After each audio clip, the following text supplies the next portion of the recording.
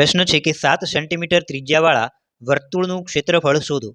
અહીંયા મિત્રો વર્તુળની વાત કરી છે તો હું અહીંયા એક આકૃતિ દોરી દઉં કે આ એક વર્તુળાકાર માર્ગ છે અથવા તો આકૃતિ છે અને આ વર્તુળની અંદર બરાબર મધ્યમાં સેન્ટર એટલે કે કેન્દ્ર હોય જેને હું O નામ આપું।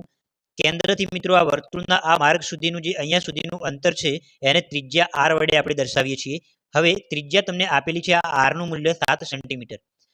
તમારે શોધવાનું છે કે આ વર્તુળનું ક્ષેત્રફળ કેટલું થાય। ક્ષેત્રફળ એટલે કે મિત્રો આ વર્તુળાકાર માર્ગમાં આકૃતિમાં ઘેરાયેલો અંદરનો ભાગ એને કહેવાય વર્તુળનું ક્ષેત્રફળ। તો આપણે આ વચ્ચેની જગ્યા કેટલી છે એ શોધવાની છે।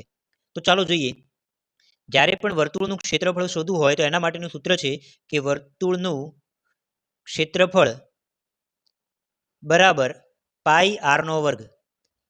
પાઈ તરીકે તમે 3.14 અથવા 22 સપ્તમાંશ લઈ શકો છો। r નો વર્ગ એટલે કે ત્રિજ્યાનો તમારે 2 વાર ગુણાકાર કરવાનો છે, ત્રિજ્યાનો વર્ગ કરવાનો છે। અહીંયા સાદુરૂપ આપીએ, ચાલો તો પાઈની જગ્યાએ હું લખું છું 22/7 ગુણ્યા r નો વર્ગ એટલે કે r ગુણ્યા r આપણે લખી શકીએ। તો અહીંયા ત્રિજ્યા આપેલી છે 7 સેન્ટીમીટર, તો હું અહીંયા 2 વાર 7 ગુણ્યા 7 લખું। અહીંયા 1 7 ઉડી જાય છે, 22 ગુણ્યા 7 વધે છે, એનો ગુણાકાર કરીએ તો 154 અહીંયા જવાબ મળે છે। હવે ક્ષેત્રફળ છે એટલે આપણે એકમ જે દર્શાવેલો હોય એનો વર્ગ કરી અને અહીંયા લખીએ છીએ। તો અહીંયા આ જે ક્ષેત્રફળ છે એ કેટલું હશે, 154 સેન્ટીમીટરનો વર્ગ, એ આપણો અહીંયા જવાબ મળે છે મિત્રો। તો આ ઘેરાયેલા જે ભાગ છે એનું ક્ષેત્રફળ કેટલું થાય,